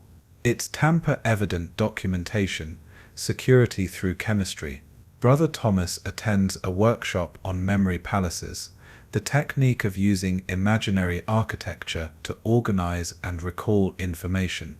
The Muslim scholar teaching it has memorized the entire Quran plus major hadith collections using this method. He can navigate his mental library faster than you can find texts in your physical one. It's RAM versus hard drive, immediate access versus permanent storage. The workshop you find most fascinating is on collaborative copying. The Jewish scholars have developed a system where multiple scribes work on the same text simultaneously, each responsible for different sections. They use standardized hand signals to communicate without speaking, maintaining the meditative atmosphere while coordinating complex parallel processing. It's distributed computing with humans as processors. But the real revelation comes during the evening session. A group of scholars from different traditions have been meeting privately to discuss something radical. A universal classification system that could work across all languages and cultures. They're calling it the Universal Library, a dream of perfect information organization that transcends religious and linguistic boundaries. The system would use numerical codes for concepts, with each tradition maintaining their own linguistic keys to the codes. Text about medicine would have the same numerical classification whether it's in Arabic, Latin, or Hebrew. It's Unicode for ideas, a universal standard that preserves local expression while enabling global organization. Brother Michael is skeptical. Who decides what concepts get which numbers? How do you handle ideas that exist in one culture but not another? It's the problem of universal standards. Someone has to be in charge, and nobody wants someone else to be that someone. The debate continues late into the night, fueled by wine that mysteriously keeps appearing despite this being a conference of supposedly austere religious scholars. The arguments are passionate but respectful, each tradition defending their methods while acknowledging the brilliance of others. It's the marketplace of ideas in its purest form. The third day brings practical demonstrations of preservation techniques. The Muslim scholars show how they create palimpsests, reusing old parchments by scraping off the original text. But they've developed a chemical treatment that makes the erased text visible under certain conditions. It's data recovery from overwritten media, finding deleted files in the manuscript equivalent of unallocated disk space. The demonstration is mind-blowing. A seemingly blank parchment, when treated with their special solution, reveals a lost Greek text beneath the visible Arabic. Layers of history preserved in the same physical space, each era's knowledge built literally on top of the previous. It's archaeological data mining, extracting information from layers of overwriting. Your monastery's contribution to the preservation workshop is Brother Thomas's technique for detecting forgeries. By analyzing the pattern of wormholes in ancient manuscripts, he can determine if pages have been inserted later. Worms eat through entire books at once, so the whole patterns should align. If they don't, someone has tampered with the manuscript. It's physical authentication through biological entropy, using bookworms as security consultants. The Jewish scholars demonstrate their approach to dealing with damaged texts. When manuscripts are partially destroyed, they use statistical analysis of language patterns to reconstruct missing sections. By knowing how often certain words appear together, they can make educated guesses about lost content. It's predictive text before keyboards, autocomplete for damaged manuscripts. The afternoon is devoted to the future. The Chinese printing technology looms over every discussion. How will libraries adapt? How will organizational systems handle the explosion of identical copies? How will authority and authenticity be maintained when anyone with a printing press can create texts? The consensus is both exciting and terrifying. Printing will democratize knowledge, but also fragment it. Without scriptoriums as gatekeepers, anyone can publish anything. The careful curation that monasteries provide will become more important, not less. You'll become information filters, helping readers navigate the flood of printed material. It's the prediction of information overload centuries before the internet, and the solutions being proposed: curated collections, trusted authorities, peer review, sound remarkably modern. The conference's final session is about collaboration going forward. A proposal is made to create a distributed catalogue, with each major library contributing entries about their unique holdings. It would be updated annually, with copies distributed to all participating institutions. It's a federated database, each node maintaining autonomy while sharing metadata. The logistics are daunting. Who maintains the master copy? How are updates synchronized? How do you handle conflicts when two libraries claim to have the only copy of a text, but the potential is enormous? A scholar anywhere in the network could know what exists and where, even if they can't access it directly. Brother Michael volunteers your monastery to coordinate the theological sections, a commitment that will require enormous resources, but establish your institution as a central node in the network. It's a strategic investment in information infrastructure, positioning for the future of knowledge management. The journey home from Toledo feels like returning from another world. Your head is spinning with new ideas.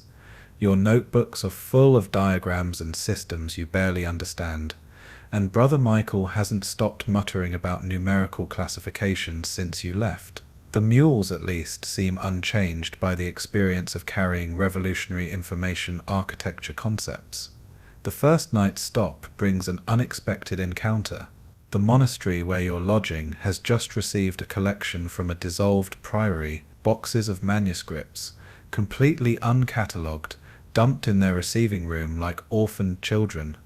The local brothers are overwhelmed, and Brother Michael immediately offers your assistance. It's a chance to test the new ideas fresh from the conference. You spend the evening doing triage. First, identify any texts that need immediate conservation: a gospel with gold leaf flaking off, a medical text with spreading mold, a philosophical treatise where the ink is eating through the parchment. It's emergency room procedures for dying books, deciding who can be saved and who's too far gone. Brother Thomas applies the classification concepts from Toledo, creating quick categories using the numerical system the conference proposed. Medicine becomes 600, theology 200, natural philosophy 500. It's rough and ready, but it allows rapid sorting of the chaotic pile.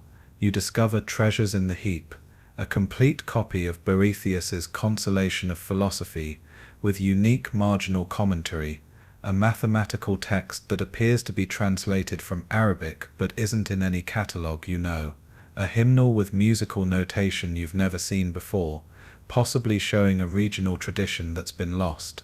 It's data archaeology, finding valuable information in what others considered worthless. But you also find problems, multiple copies of the same text with significant variations. Either scribal errors have accumulated, or there are different versions in circulation. Without knowing which monastery this came from, or who their scribes were, it's impossible to determine which is authoritative. It's the problem of orphaned data, information without provenance. The local librarian, Brother Sebastian, is pathetically grateful for your help. He's been managing alone since his assistant died of fever last winter. The overwhelming volume of material and lack of systematic organization has left him basically throwing texts into piles and hoping for the best. It's what happens when information systems depend on single points of failure. Brother Michael makes a radical suggestion. Instead of trying to integrate everything into their existing system, why not create a separate collection using the new methods? It can serve as a test case for the organizational principles from Toledo. If it works, they can migrate their entire library. If not, they've at least handled the immediate crisis. You work through the night creating a mini library organized on the new principles. Multiple access points, visual mapping of relationships, numerical classifications with local linguistic keys. It's a prototype implementation, testing the conference ideas in real-world conditions. By morning you've processed nearly 100 manuscripts. The systematic approach has turned chaos into order, but more importantly, it's revealed connections between texts that weren't obvious before. The mathematical text references the musical notation, the philosophical commentary cites the medical treatise. It's a web of knowledge that only becomes visible when properly organized. The success at the monastery spreads quickly through the clerical network. By the time you reach the next stop, they're waiting with their own organizational crisis. Word travels faster than mules when it comes to solutions for managing manuscript chaos. This monastery has a different problem. They've been so successful at collecting texts that they've run out of space. Books are stacked in hallways, stored in the kitchen, tucked under beds in the dormitory. It's a data center that's exceeded capacity, and they need compression algorithms, not more storage. Brother Thomas suggests something revolutionary. Instead of keeping everything, why not create a regional repository? Multiple monasteries contributing to a shared collection, with duplicates distributed strategically for redundancy, but not every monastery keeping everything. It's distributed storage with load balancing, medieval cloud computing, using actual clouds to travel between nodes. The local abbot is intrigued, but worried about control. Who decides what goes where? What if you need a text that's stored elsewhere? What if you need a text that's stored elsewhere? How do you maintain authority over your own collection while participating in a shared system?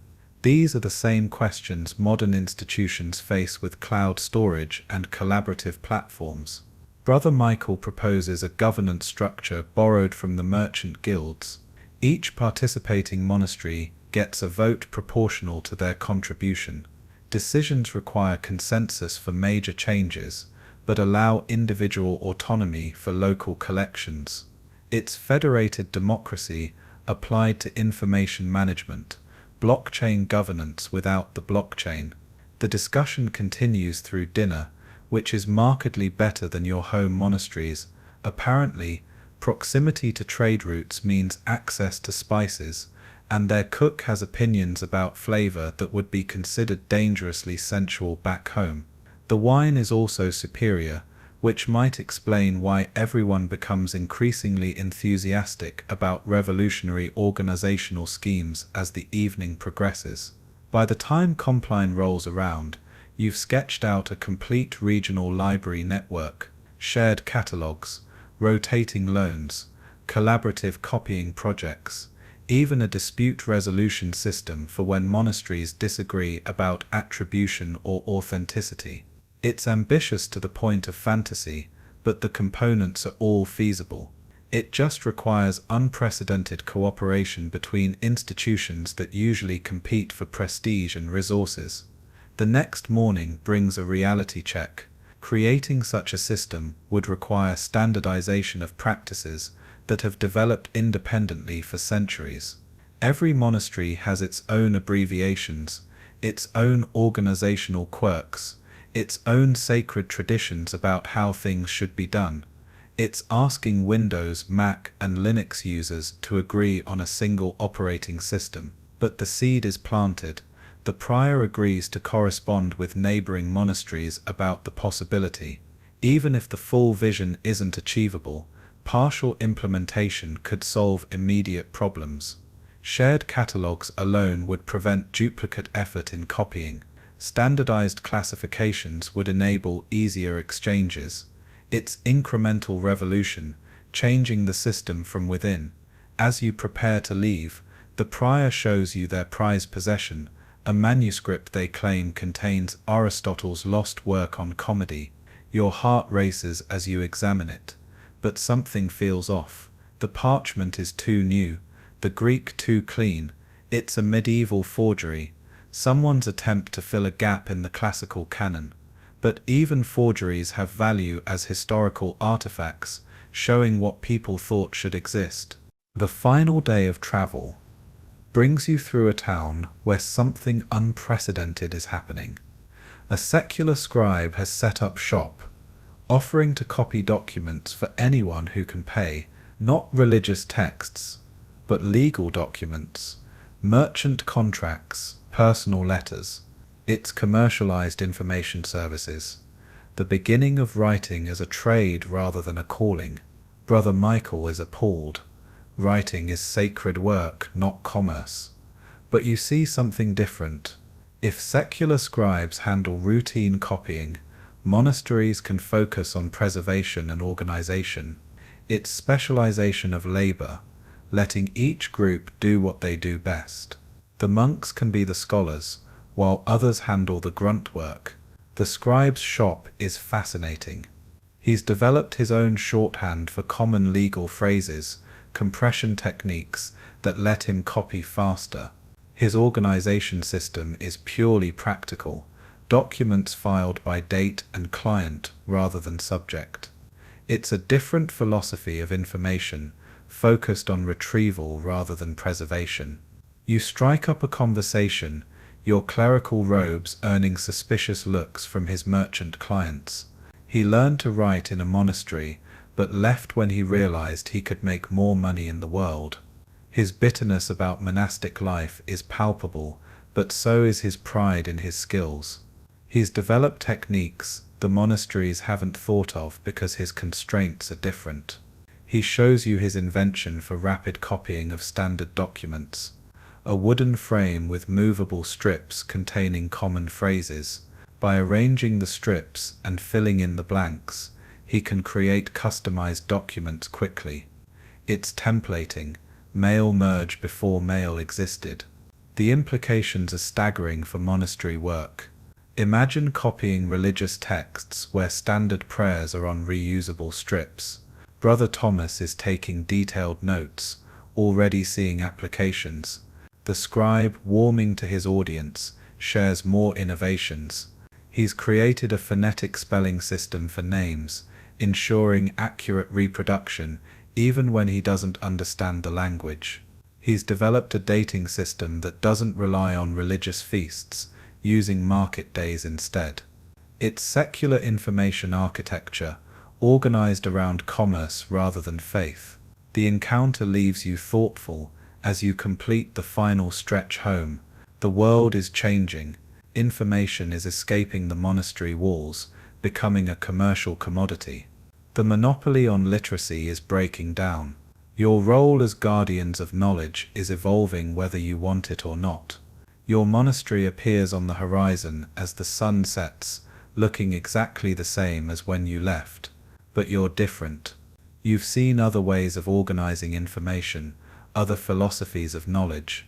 You've glimpsed a future where printing makes scribes obsolete and information flows freely. It's terrifying and exhilarating in equal measure. Brother Michael calls a chapter meeting immediately upon return. The community needs to hear about Toledo, about the possibilities and challenges ahead.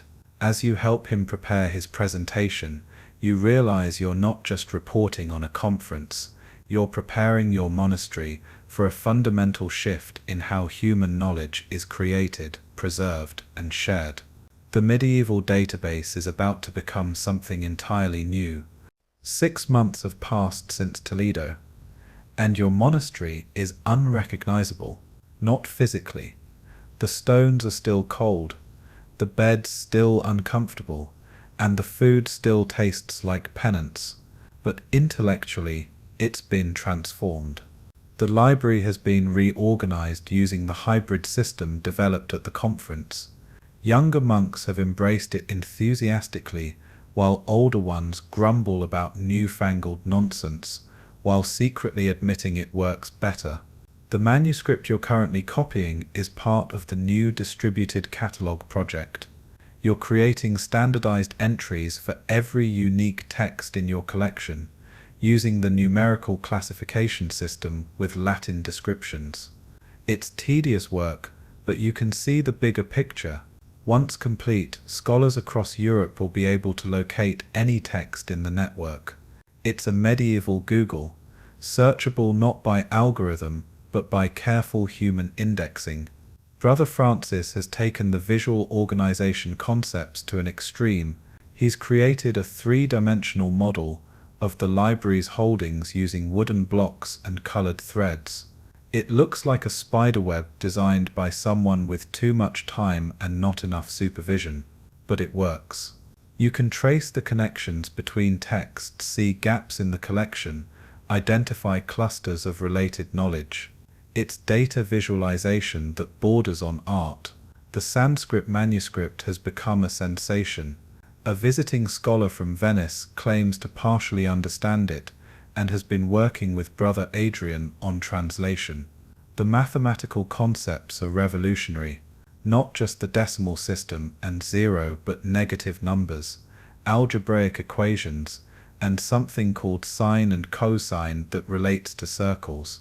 It's like receiving technical documentation from the future, but the real change is in how the monastery sees itself. You're no longer just preserving the past. You're actively building information infrastructure for the future. Every decision about copying, cataloging, and organizing is made with an eye toward the network effects, how it will integrate with the broader system of knowledge preservation. Today brings a special challenge. A merchant has donated his private collection to the monastery in exchange for prayers for his soul, which, given his business practices, will need all the help they can get. The collection is eclectic. Travel narratives from the Far East, accounting ledgers from his business, personal letters, even what appears to be poetry written by his mistress. It's not traditional monastery material. Brother Michael's first instinct is to sort out the religious texts and discard the rest. But you argue for keeping everything. The accounting ledgers show trade routes and economic patterns. The travel narratives contain geographical and cultural information. Even the love poetry has linguistic value, showing vernacular language evolution. It's all data, all potentially valuable to future scholars. The debate splits the chapter. Traditionalists argue the monastery should focus on sacred knowledge. Progressives, influenced by Toledo, argue all knowledge is sacred. Brother Francis suggests a compromise. Create a separate collection for secular materials, physically distinct but intellectually integrated. It's partitioning the database while maintaining relational integrity. The abbot, who's been surprisingly supportive of the changes, makes the final decision. Everything stays, but with clear labeling of its nature and origin, scholars can decide for themselves what's valuable. The monastery will be custodians, not censors. It's a philosophical shift that would have been unthinkable a year ago. The merchant's collection reveals treasures you couldn't have imagined. The travel narratives describe printing in detail, not just the technology but the economics. A single printing shop in China can produce more texts in a month than all European monasteries combined produce in a year. The scale is incomprehensible, like trying to explain the internet to someone who's never seen a computer. But it's the accounting ledgers that prove most valuable. They're a different kind of database, tracking the flow of goods, money, and information across trade networks. Brother Adrian realizes they can be cross-referenced with historical chronicles to verify dates and events. Economic data as historical authentication, using trade records to fact-check traditional narratives. You're assigned to catalogue the personal letters, which feels invasive until you realize they're a window into literacy practices outside the monastery. The merchant and his correspondents use different abbreviations, different organizational methods, different ways of structuring information. It's field research into information practices in the wild, studying how normal people manage data without formal training. One letter contains something extraordinary, a diagram of a mechanical device for copying drawings, using a pantograph principle to reproduce images at different scales. It's hardware for image replication, a medieval photocopier for illustrations. Brother Francis immediately sees applications for reproducing the complex diagrams in mathematical texts. The innovation sprint this triggers is remarkable. Within days, monks are experimenting with mechanical aids for copying, a rotating bookstand that holds multiple source texts, a grid system for accurately scaling illustrations, even a primitive lightbox using thin scraped parchment and candles for tracing. It's appropriate technology, medieval maker culture using available materials to solve information problems. But the real breakthrough comes from the youngest scribe, Brother Benedict, who's barely out of his novitiate. He suggests using the merchant's trade route data to optimize the distributed library network. Manuscripts traveling between monasteries can follow established commercial routes, piggybacking on existing infrastructure. It's packet switching using actual packets, network routing optimized for medieval transportation. The idea evolves rapidly. Why not establish regular manuscript exchanges along trade routes? Merchants already carry letters and small packages. For a small donation they could carry manuscripts too. It's sneakernet at continental scale, using merchant networks as data transmission infrastructure. Brother Michael initially resists, worried about trusting secular carriers with sacred texts, but the benefits are obvious. Faster distribution, lower cost and redundancy through multiple routes. The merchant network is more reliable than sending individual monastery messengers. It's outsourcing logistics to focus on core competencies. A test run is arranged. Your monastery will send a copied manuscript to Paris using merchant carriers, with tracking through the commercial network. Each transfer point will be documented, creating an audit trail of the manuscript's journey. It's package tracking for medieval documents, using commercial infrastructure for scholarly purposes. The experiment with commercial carriers succeeds beyond expectations. The manuscript reaches Paris in 2 weeks, compared to the usual month for monastery messengers. More importantly, it arrives with messages from 3 other monasteries along the route, who added their own catalogues to the shipment. It's opportunistic networking, using physical proximity to share metadata. This success triggers a fundamental shift. The monastery begins actively partnering with the commercial world. Merchants get prayers and prestige. Monasteries get access to distribution networks and exposure to global information flows. It's public-private partnership, medieval style, leveraging market forces for scholarly purposes. The spring copying season begins with unprecedented ambition. You're not just copying texts, you're creating a product line, standardized formats for easy transport, modular texts that can be bound in different combinations, even a premium line with superior materials for wealthy patrons who fund the operation.